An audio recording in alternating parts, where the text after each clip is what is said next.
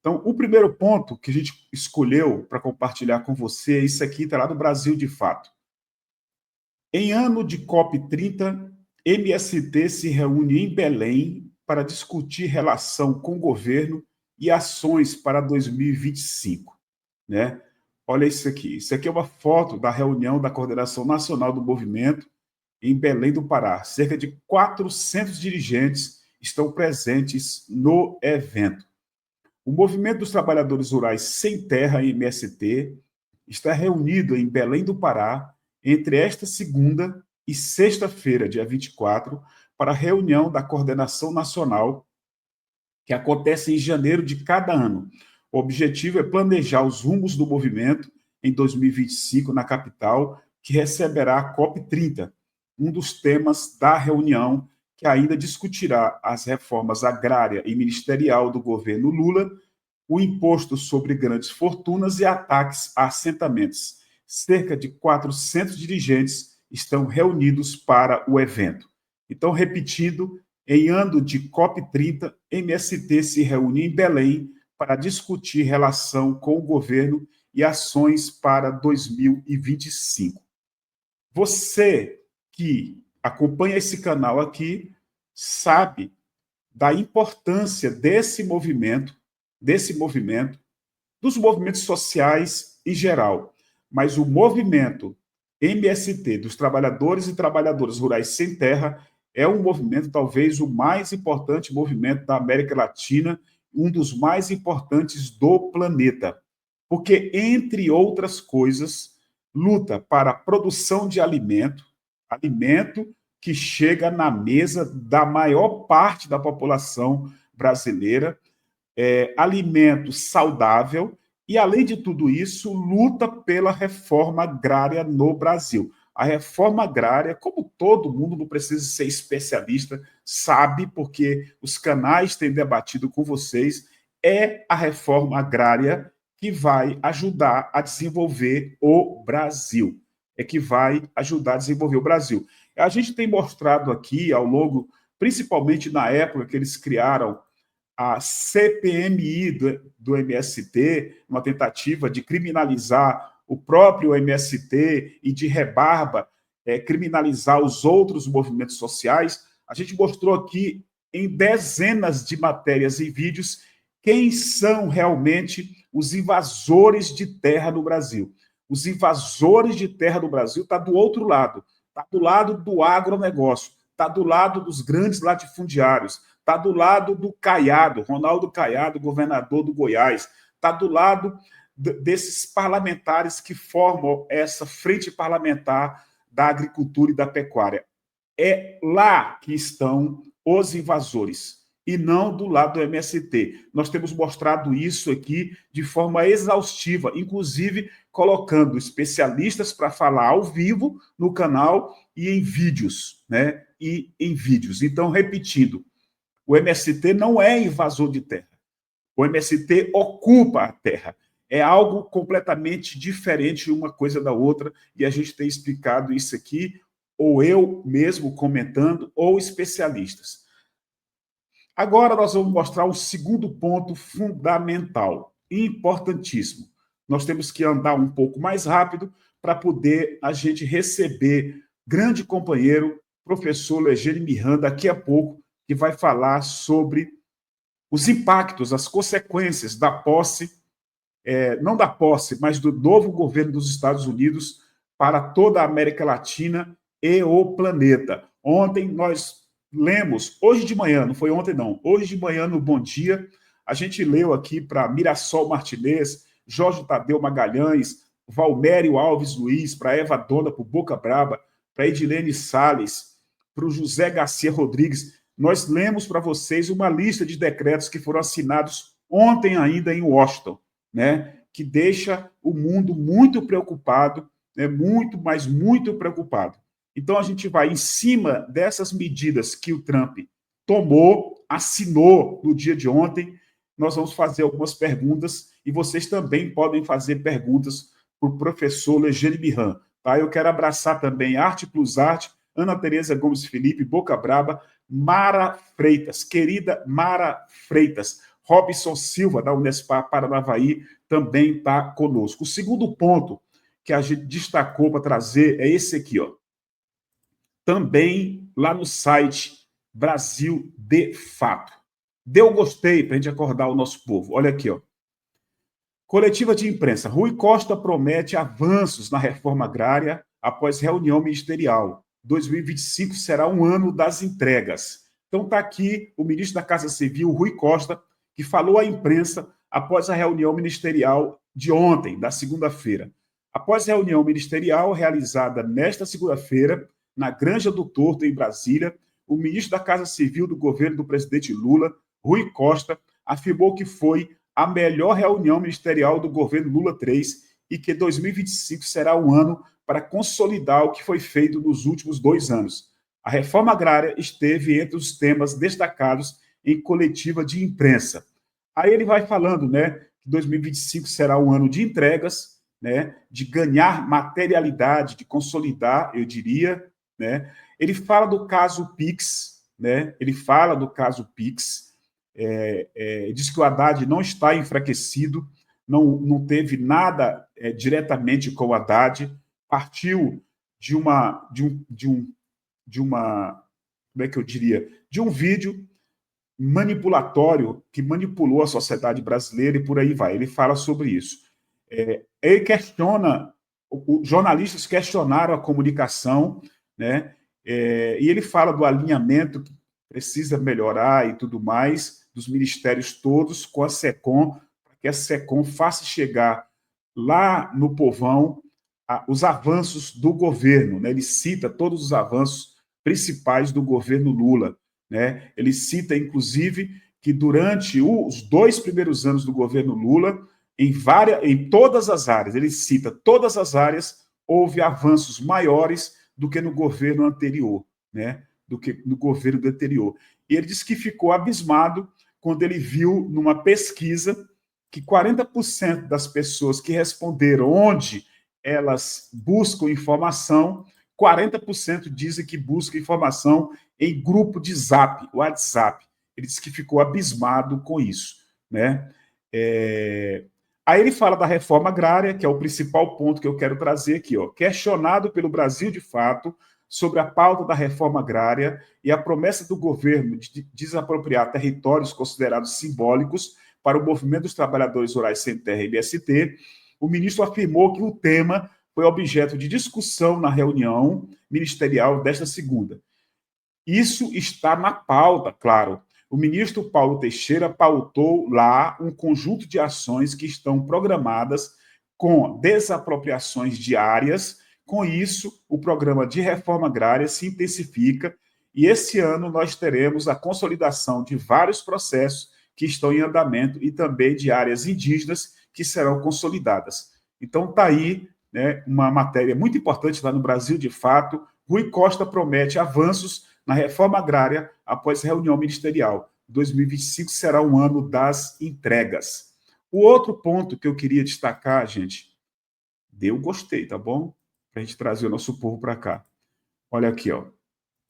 O outro ponto é esse aqui. Também lá no site Brasil de Fato. Olha aqui, ó. Erci Luiz. Como é que você está? Erci Luiz. Olha aqui, ó. Imposto de renda de pessoa física, isento até de 5 mil e regulamentação de Big Techs. Haddad define metas para 2025 e 2026. Olha isso aqui, ó. O ministro da Fazenda, Fernando Haddad, definiu 25 objetivos para a agenda econômica do país nos últimos 2 anos do mandato do presidente Luiz Inácio Lula da Silva. As metas foram apresentadas durante a primeira reunião do ministerial do ano, realizada ontem na Granja do Torto. Entre as medidas está a regulamentação das Big Techs, as gigantes de tecnologia que controlam as redes sociais, né? A outra medida é a isenção do imposto de renda da pessoa física, para quem ganha até 5 mil por mês, né? Junto com a tributação dos milionários. São 160 milionários que serão taxados com um pouquinho mais de imposto para poder bancar, para poder financiar a isenção do imposto de renda para quase 17 milhões de trabalhadores e trabalhadoras que ganham até 5 mil por mês, né? Ele fala também da reforma da Previdência dos militares, a reforma da Previdência dos militares, né? No fim do ano passado, a gestão Lula já enviou o projeto de lei que estabelece uma idade mínima para a aposentadoria. De acordo com o texto, a aposentadoria para os militares será permitida somente a partir dos 55 anos. Antes, a exigência era que se comprovasse 35 anos de serviço. Na prática, havia integrante das Forças Armadas que se aposentavam com pouco mais de 50 anos, né? Então, tá aí alguns pontos principais como metas do Ministério da Fazenda para 2025, 2026. Um dos pontos mais importantes é a taxação dos milionários. Gilbert, é a Lúcia Helena que é milionária? É o Robson Silva, o Boca Brabo, o Paulo J. Santos? Não. São 160 pessoas. É um grupo, 160 mil pessoas. É uma coisa assim, que ganham acima, deixa eu pegar de novo o número aqui, que ganham acima de R$ 1 milhão por ano. Deixa eu ver aqui a quantidade de pessoas, para a gente não falar besteira, né? Deixa eu achar aqui o número. 160 mil pessoas, está aqui, ó. Um estudo do Sindicato dos Auditores Fiscais da Receita Federal, Sindifisco Nacional, divulgado no início do ano, mostrou que a taxação extra de cerca de 160 mil pessoas que ganham mais de 600 mil anuais deve compensar com sobras a perda de arrecadação do governo para isentar do imposto de renda 16,1 milhões de trabalhadores que ganham até 5 mil por mês. Tá? Então, tá aí. Eu espero que o governo acerte na hora de comunicar isso para a população. Por favor, dê um gostei, se inscreva nos 2 canais. Eu sempre falo aqui, para esse projeto de juntar os canais, e hoje a gente está aqui na TV Resistência Contemporânea e no canal A Voz Trabalhadora, as pessoas, nossos companheiros e companheiras que estão aqui, precisam se inscrever nos 2 canais. Repito, porque se isso não acontecer, não tem sentido a gente continuar dando um duro desse para trabalhar nos 2 canais. Então, ajudem a gente, se inscrevam nos 2 canais. Quem está em um, você está na TV Resistência Contemporânea e não está inscrito ou inscrita no canal A Voz Trabalhadora, sai um pouquinho da TV Resistência Contemporânea e vai lá e se inscreva na Voz Trabalhadora. E quem está lá, vem aqui no canal TV Resistência Contemporânea e se inscreva aqui. Isso é fundamental. Fundamental. Senão, realmente não funciona esse projeto, na minha opinião. Né? Na minha opinião. Deixa eu colocar o terceiro ponto. Falamos, né, das metas para 2025, 2026 do Ministério da Fazenda. Agora eu vou trazer um outro ponto muito importante, né, que é esse aqui, ó. Esse aqui é importante. Gabriel Santa Rosa, obrigado pela presença e muito obrigado pelo super sticker. Muito obrigado mesmo. Olha aqui.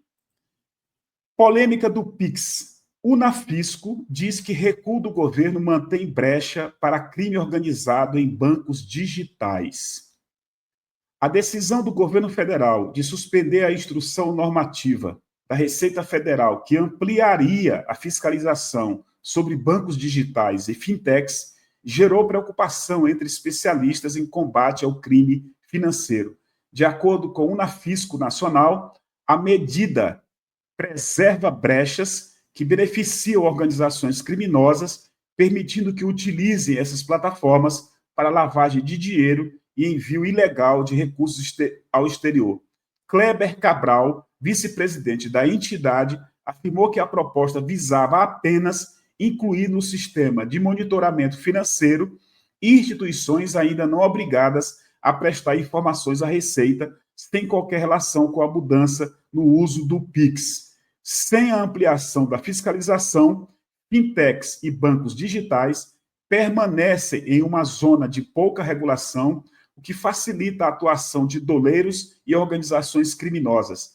há registros de que essas plataformas são usadas para simular transações, dificultando o rastreamento de operações ilícitas. Cabral destacou que o recuo compromete a segurança econômica do país, permitindo que esses grupos operem com mais liberdade. Especialistas alertam para a necessidade de corrigir o erro na comunicação oficial e esclarecer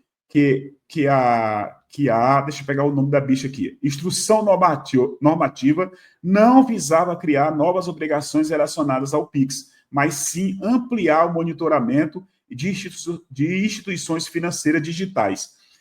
Essa matéria é muito interessante porque reforça o que nosso canal disse, afirmou. A atuação do Nicolas naquele vídeo que bombou nas redes sociais foi para, entre outras coisas, defender o crime organizado. Mas será que o Nicolas tinha consciência disso? Isso eu não sei dizer. Isso eu não sei dizer. Mas o conteúdo do vídeo, fazendo com que as pessoas acreditassem que o PIX seria taxado e junto com o recuo do governo, é claro que isso beneficiou o crime organizado, beneficiou criminosos dentro desse sistema digital de transferência de dados e principalmente de dinheiro. Sonegadores e por aí vai. Então, o Nicolas acabou protegendo sonegadores. Se a gente lembrar que a família Bolsonaro, ao longo dos últimos 20 anos, adquiriu 107 imóveis e uma parte considerável deles com dinheiro vivo, aí você vai encontrar com nome, endereço, CPF, fotografia 3x4, quem são os criminosos que compram imóveis no Brasil com dinheiro vivo e que não passou pela fiscalização da Receita Federal. Então, essa questão da inovação, da modernização dessa medida que foi tomada pelo governo e o governo recuou, era só para isso, não era para taxar nada. Mas o governo não soube comunicar com a população e teve que recuar, e isso foi uma derrota estrondosa, segundo muita gente. Só não foi uma derrota maior porque a deputada federal do PSOL de São Paulo, a Érica Hilton, fez um vídeo que também explodiu, mostrando para a população brasileira, mostrando para trabalhadores e trabalhadoras que navegam dentro das redes sociais, que vão nessas redes sociais, como, por exemplo, o WhatsApp. No vídeo dela, ela explicou que o Lula não queria e não quer, nunca quis taxar o PIX. Quem quis taxar o PIX foi o Paulo Guedes e o Bolsonaro. Nós mostramos aqui o vídeo do Paulo Guedes afirmando isso para a sociedade brasileira numa entrevista coletiva. O Gabriel Santa Rosa está aqui, eu agradeço pelo super sticker, muito obrigado. O Kleber Paulo, Boca Braba, Patrícia Leite. Professora Patrícia Leite, como é bom te ver aqui, querida. O Beto Silva também está aqui conosco. Muito, muito obrigado. A Patrícia Leite, a professora, escreveu: a ganância dos endinheirados é absurda. Queiram ter o primeiro trilionário do mundo, mas não terão mas 5. Que concentração de privilégios é essa, gente? Então, nós vamos já mostrar uma matéria que corrobora, que reforça isso que a professora Patrícia Leite está colocando aqui. O Stalin está aqui, tá vendo? Ó? O Stalin é o comunista com cartão de crédito. Muito legal, Stalin. Stalin, terror da nazistada. Está aqui com o super stick. Muito obrigado. Sticker. Jair Estevão, Elide Paula, Paulo Roberto Carneiro, grande companheiro Paulo Roberto Carneiro, né? Stalin, terror da nazistada. Dê o like aqui na TV Resistência Contemporânea, dê o like na TV A Voz Trabalhadora, se inscreva nos 2 canais. Quem está na Voz Trabalhadora, vem aqui se inscrever. Quem está aqui, vai na Voz Trabalhadora se inscrever. É aí que o projeto vai dar certo. Se isso não acontecer, repito, não tem sentido, é a terceira vez que eu falo, não tem sentido fazer essa rede. Não tem sentido fazer a rede de canais. Gilbert, cadê Gilbert? O Luciano Freitas pode ter perguntado. Cadê o canal lá de Portugal, né? Rádio Transforma. A Lorelai pediu que hoje e amanhã não fosse colocado a Rádio Transforma, tá bom? David William, tá aqui, ó. Parabéns à deputada Érica Hilton. Podia ser ministro da Comunicação. Grande companheiro David William da Silva. E o Jorge Tadeu Magalhães também está aqui. E a gente tem agora o ponto sobre os bilionários, que, como a professora Patrícia falou, em 2035 serão os primeiros trilionários no mundo, que tem quase 1 bilhão de pessoas passando fome. Olha essa matéria importante. Nós já mostramos essa mesma matéria em um outro formato. Antônio Creso, meu querido Antônio Creso, como é que você está, rapaz? Obrigado por você estar aqui conosco. Olha isso aqui. 60% da riqueza de bilionários vem de herança, corrupção ou monopólio. Mostra a Oxfam. Gilbert, eu não conheço a Oxfam. Se você digitar Oxfam, site da Oxfam, você vai encontrar um site repleto de informações sobre a desigualdade social e econômica do mundo, né? Olha aqui, ó. O novo relatório da Oxfam, organização que atua no combate às desigualdades, desfaz a crença popular de que a riqueza dos bilionários de todo o mundo vem do trabalho árduo deles e de forma merecida. Ao contrário disso, o documento mostra que grande parte é resultado, na verdade, de herança, favoritismo, monopólio de poder ou corrupção. Em 2024, a riqueza dos bilionários aumentou 3 vezes mais rápido que em 23. O grupo, agora formado por 204 pessoas, obteve lucro de 2 trilhões de dólares no ano passado. O número representa uma média de lucro de 5,7 bilhões ou 34 bilhões de reais, 5,7 bilhões de dólares ou 34 bilhões de reais por dia. Por dia. O relatório da Oxfam, lançado nesta segunda-feira, mostra que 60% de toda essa riqueza não é merecida, mas sim tomada. E o relatório também fala que a maioria, um percentual bem alto, de todos eles que têm até 30 anos de idade, os bilionários, desses 260, 240, que têm até 30 anos de idade, nenhum deles trabalhou nunca na vida. Nunca na vida. Tá? Nem pisaram no chão direito. Está no relatório e está lá no Brasil de Fato para você. Está lá no Diário do Centro do Mundo, na revista Fórum, para você ler por completo. O outro ponto que eu quero mostrar são uma parte dos vagabundos da extrema-direita lá nos Estados Unidos, rapidamente. Olha isso aqui. Preste atenção aqui, ó. Olha quem estava na festa do Trump, o condenado Trump. É o primeiro presidente dos Estados Unidos que tomou posse, mesmo sendo condenado pela justiça daquele país. Olha aqui, está lá no Diário do Centro do Mundo. Foragido, Alan dos Santos participa de baile da posse de Trump com ingresso de R$1 milhão. Olha quem está nessa foto. A nata da extrema-direita sorrindo dos otários no Brasil. Está vendo aqui? O ex-apresentador da Jovem Pan, Paulo Figueiredo, esse que está aqui, ó, da direita para a esquerda. Ao lado dele, o jornalista Luiz Ernesto Lacombe, né? O blogueiro Alan dos Santos, sempre com os dentões sorrindo, e o senador Jorge Seife, aquele chorão, vagabundo de extrema-direita, senador da República.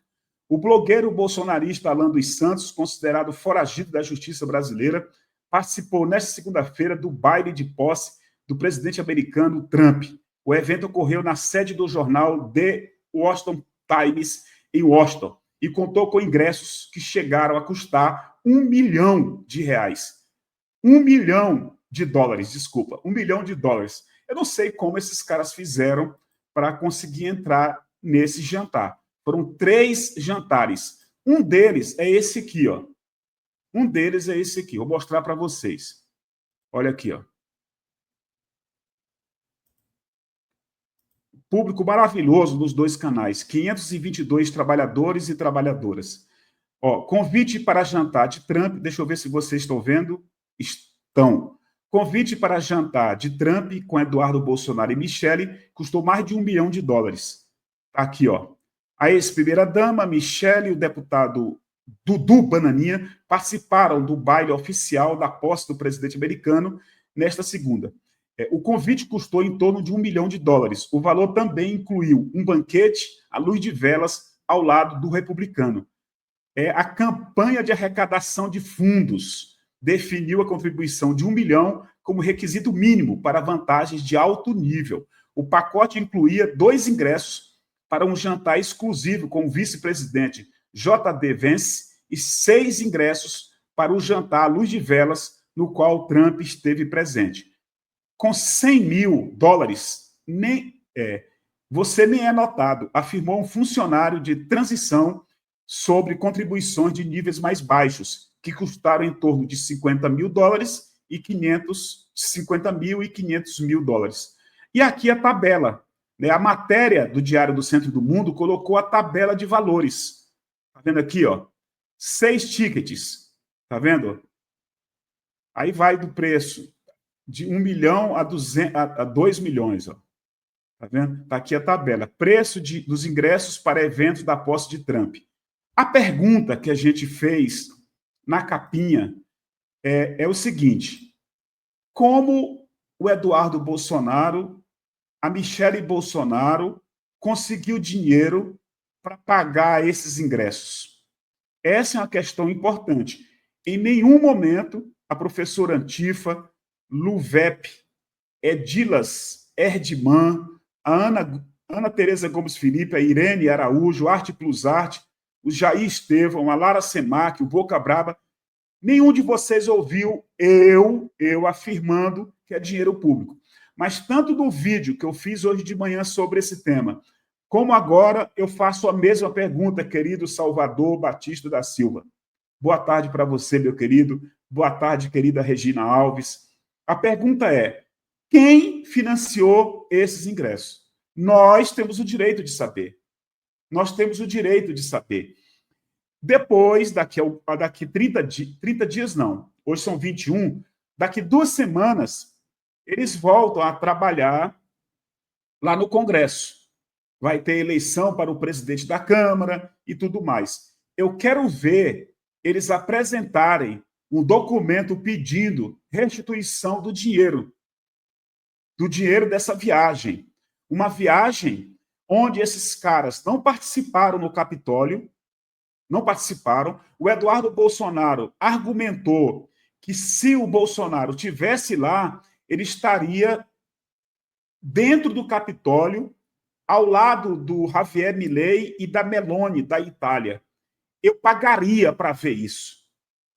Sem brincadeira, eu pagaria para ver isso. Porque ele não é presidente da República. Não tem autoridade absolutamente nenhuma. O que ele faria ali dentro? Quem ele representaria ali dentro? Então, esse é outro ponto importante. Primeiro, saber quem financiou, de onde esse dinheiro saiu, e segundo, os caras foram para Washington e não participaram do momento mais importante que eles disseram que foram convidados, que era a posse do Trump no Capitólio. Eles ficaram do lado de fora ou tiveram que ir para o hotel para assistir via TV. Eles não conseguiram entrar, como todos os canais da esquerda brasileira, e até eles próprios, nos canais deles, mostraram. Eles não conseguiram participar de absolutamente nada, a não ser desses jantares, que na realidade são jantares para arrecadar dinheiro. Porque nos Estados Unidos, gente, tudo, absolutamente tudo é pago. Tudo é pago. Então, jantar para arrecadar dinheiro. E olha que tanto o Trump como o Elon Musk conseguiu, de um dia para o outro, bilhões de dólares, né, com essas moedas digitais, como vocês viram na imprensa. Nós estamos aguardando nosso querido companheiro, professor Legene, entrar. Eu vou mostrar para vocês um vídeo que mostra a coerência do Lula e a incoerência da extrema-direita brasileira. Surreal saber que realmente existem brasileiros que consideram o Bolsonaro como presidente. Olha isso aqui. Vai falar com o presidente brasileiro. Como o senhor vê a relação com a América Latina e o Brasil? Excelente, deve ser excelente. Eles precisam de nós. Muito mais do que nós precisamos deles. Aliás, nós não precisamos deles, todos precisam de nós.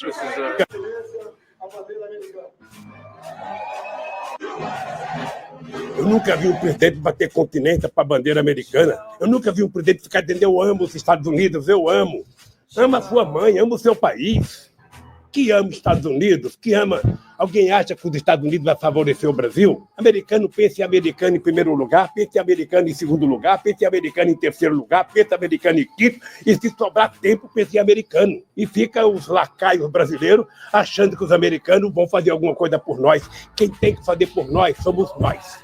Acabar com o complexo de vira-lata, levantar a cabeça, e a solução dos problemas do Brasil está dentro do Brasil. Quando o senhor vai falar?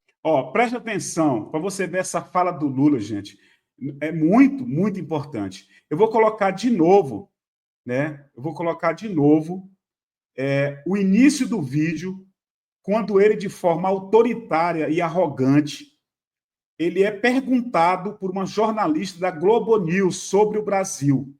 E ele desdenha e afirma que eles, Estados Unidos, não precisam da América Latina. É a América Latina que precisa deles, Estados Unidos. E ele completa: é o mundo que precisa de nós. Presta atenção, vou colocar só o início, né? Falar com o presidente brasileiro. Como o senhor vê a relação com a América Latina e o Brasil? Excelente, deve ser excelente. Eles precisam de nós. Muito mais do que nós precisamos deles. Aliás, nós não precisamos deles, todos precisam de nós.